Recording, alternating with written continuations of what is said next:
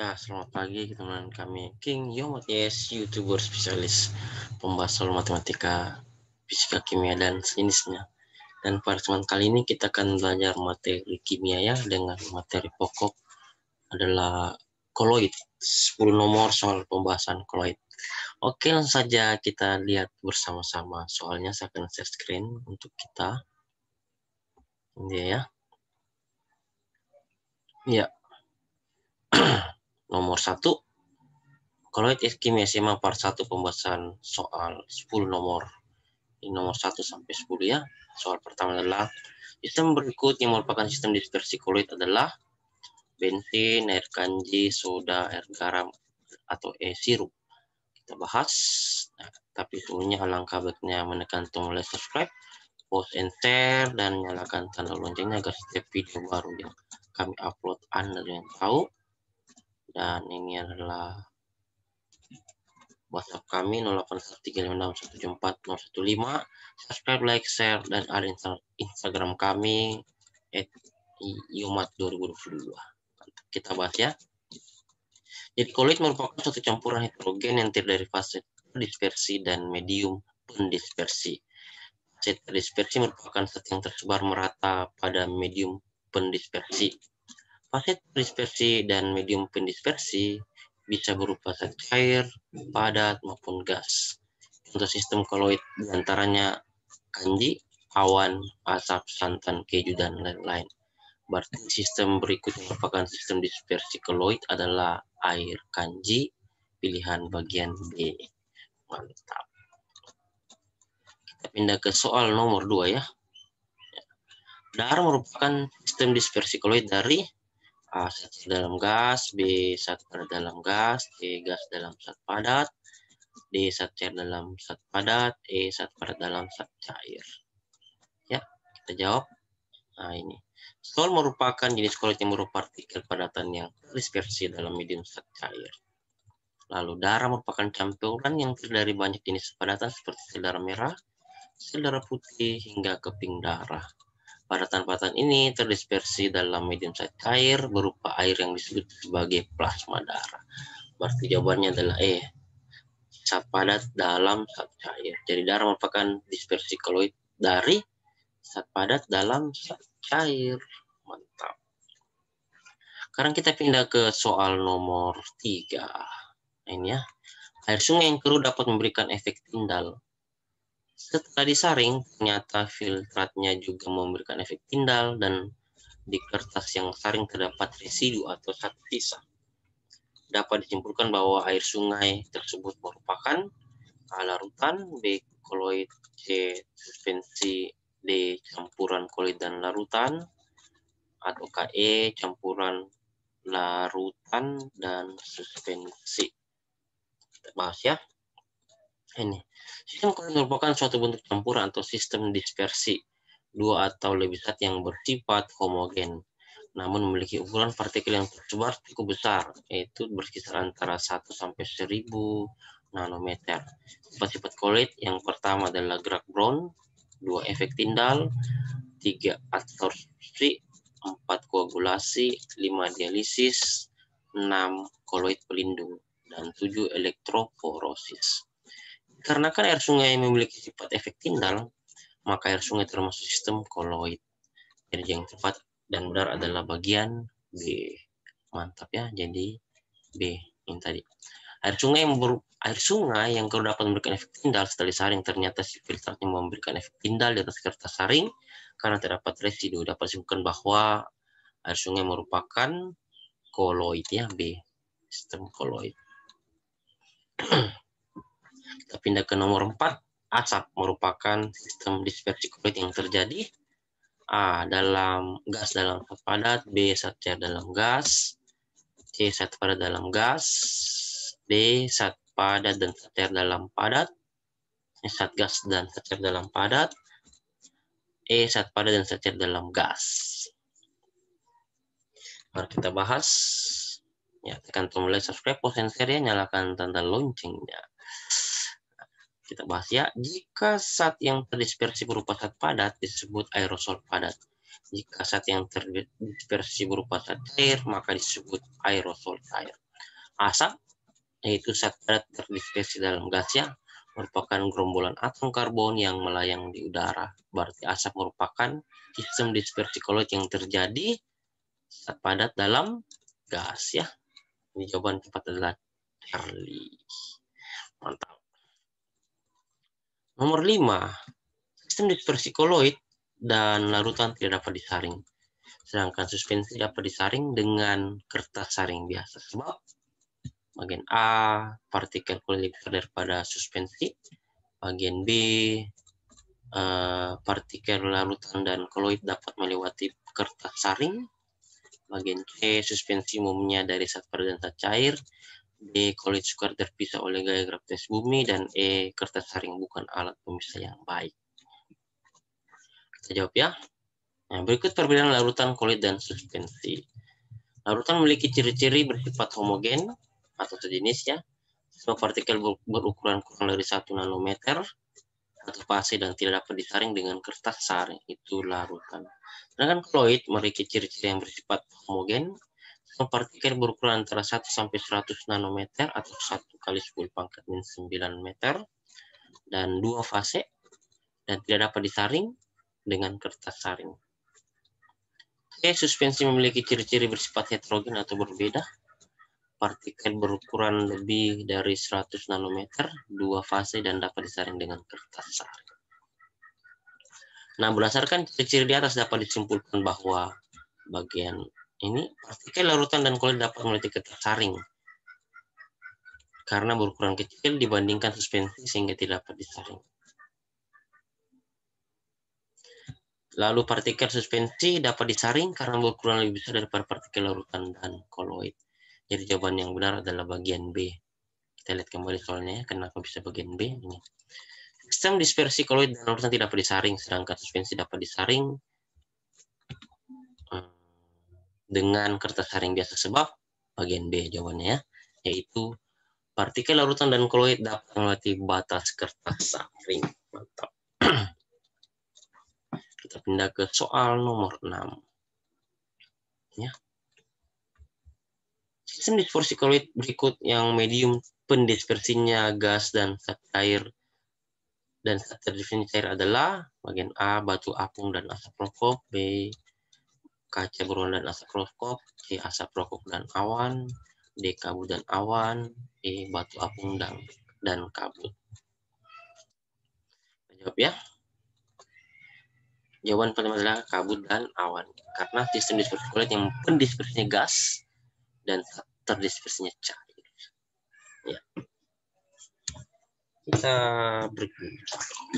Minum dulu ya.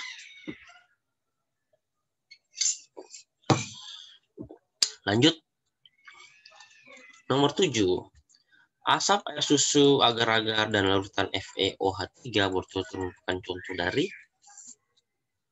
aerosol, emulsi, gel, sol, emulsi, gel, aerosol, emulsi, gel, aerosol, sol, bagian D, gel, aerosol, sol, emulsi, bagian E, gel, aerosol, sol, emulsi.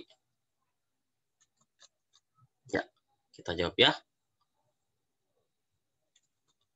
Koloid merupakan jenis campuran heterogen yang terbentuk karena adanya dispersi suatu zat ke dalam zat yang dicampurkan. Sehingga dalam koloid dikenal adanya fase terdispersi dan medium pendispersi. Fase terdispersi adalah zat yang mengalami penyebaran secara merata dalam suatu zat lain. Sedangkan zat yang menyebabkan terjadinya penyebaran secara merata disebut medium pendispersi. Pada koloid, fase terdispersi dan medium pendispersi bisa berwujud padat, cair, dan gas. Oleh karena itu, terdapat beberapa jenis air koloid sebagai berikut. Aerosol. Aerosol merupakan sistem koloid dari partikel padat cair yang terdispersi dalam gas. Jika zat yang terdispersi berupa zat padat, maka disebut aerosol padat. Sedangkan jika yang terdispersi berupa zat cair, maka disebut aerosol cair. Yang kedua, sol. Sol merupakan sistem koloid dari partikel padat yang terdispersi dalam zat cair. Yang ketiga, emulsi. Emulsi merupakan sistem koloid dari zat cair yang terdispersi dalam zat cair lain. Syarat dari dua cairan ini bercampur adalah kedua zat tersebut tidak saling melarutkan. Yang keempat, buih. Buih merupakan sistem koloid dari gas yang terdispersi dalam zat cair. Kelima, gel. Gel merupakan sistem koloid yang setengah kaku antara padat dan cair. Nah, berdasarkan hal tersebut, maka sistem koloid yang terdapat pada senyawa tersebut adalah sebagai berikut. Asap itu adalah aerosol padat, susu adalah emulsi,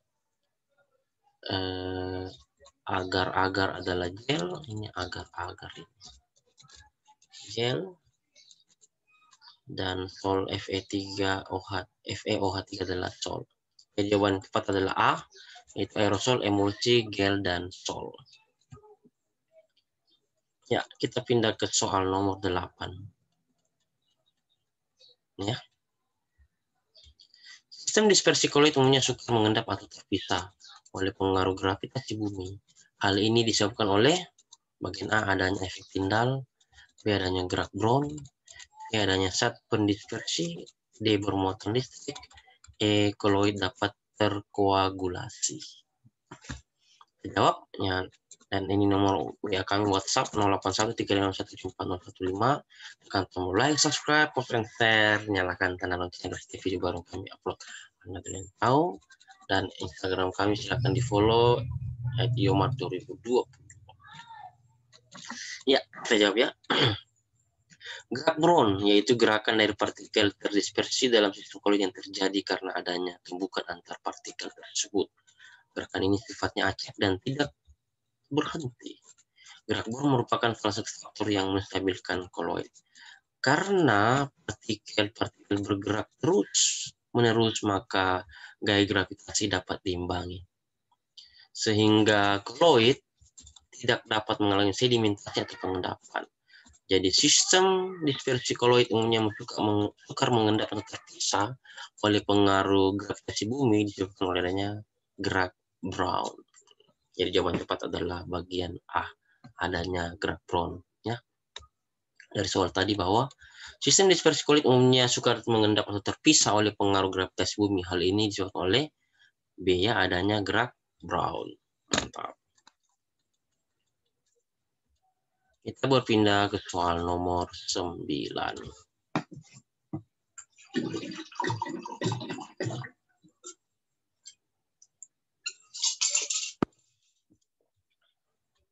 Ya, proses elektroforosis pada sistem dispersi koloid dapat terjadi akibat partikel koloid. Bagian A, mengabsorpsi muatan listrik, B, bergerak oleh muatan listrik, C, mengalami penggumpalan, D, melepas muatan listrik, dan E, bercampur dengan larutan elektrolit. Kita jawab ya. Iya, Anda betul. Kita bahas.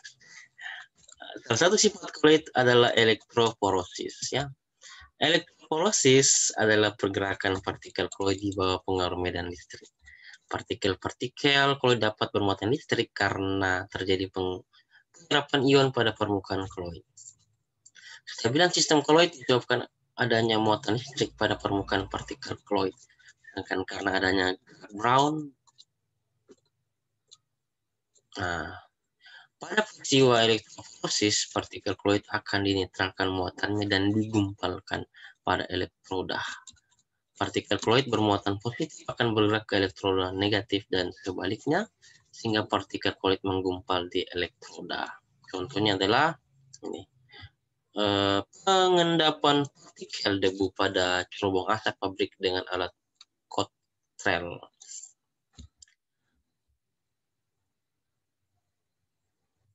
Lapisan cat bermuatan listrik pada bahan mobil yang dialiri muatan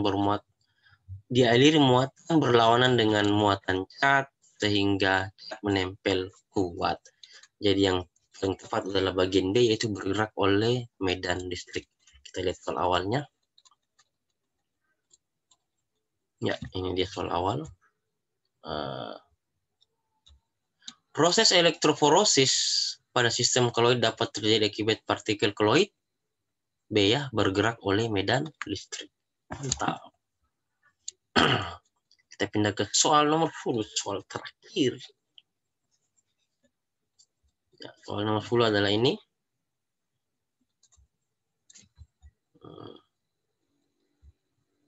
Ya. Faktor-faktor berikut yang menyebabkan terjadinya koagulasi pada koloid kecuali A. Pemanasan, D. B. Adsorpsi, C. Penambahan elektrolit atau koagulan, D. Pendinginan, E. Pengadukan. Kita jawab ya. Ya, Anda betul. Mari kita bahas bersama-sama. Dan jangan lupa tekan tombol like, subscribe, post, dan share. Nyalakan tandanya setiap video baru yang Anda ingin tahu. Dan silakan berkonsultasi dengan WhatsApp kami 081 356 174 dan silakan follow Instagram kami @yomat2022. Nah, kita jawab ya. Dispersi koloid dapat mengalami peristiwa penggumpalan atau koagulasi. Peristiwa koagulasi pada koloid dapat terjadi akibat peristiwa mekanis atau peristiwa kimiawi. Peristiwa mekanis misalkan pemanasan, pendinginan, atau pengadukan. Sedangkan peristiwa kimia misalnya adalah menambah zat elektrolit. Adsorpsi bukan merupakan faktor yang menyebabkan terjadinya koagulasi pada koloid. Adsorpsi adalah peristiwa penyerapan muatan oleh partikel-partikel koloid. Jika koloid mengabsorpsi ion-ion yang bermuatan positif, maka koloid tersebut akan bermuatan positif. Nah, koagulasi adalah penggumpalan partikel koloid sehingga membentuk endapan. Faktor yang dapat menyebabkan terjadinya koagulasi pada koloid antaranya adalah sebagai kita ulang lagi ya, pemanasan, pendinginan, penambahan koagulan, elektroforosis, pencampuran koloid yang berbeda muatan, 6. Aktivitas enzim atau mikroba. Jadi jawaban yang tepat adalah B. Adsorpsi. Pada soalnya tadi nomor 10 ya. Faktor berikut yang menyebabkan terjadinya koagulasi berikut kecuali B. Adsorpsi. Mantap. Ya, saya rasa demikian pembahasan dari kami. Terima kasih, selamat belajar. Semoga bermanfaat, puji tinggi, salam sukses untuk semua. Amin. Ya. Jika ada pertanyaan, saran, dan kritik atau bekerja sama, silakan hubungi kami Yomat dengan nomor WhatsApp kami 081 356 174 015. Dukung terus channel kebanggaan kita, channel pendidikan, pembahasan soal matematika, fisika, kimia, dan lain dengan cara tekan tombol like, subscribe, share, dan follow Instagram kami @yomat2022. Sampai jumpa lagi di video kami berikutnya dan tetap semangat dalam belajar untuk meraih masa depan yang lebih indah dan itu bisa dipersiapkan mulai dari sekarang. Terima kasih dan sampai jumpa lagi. Tutup ya.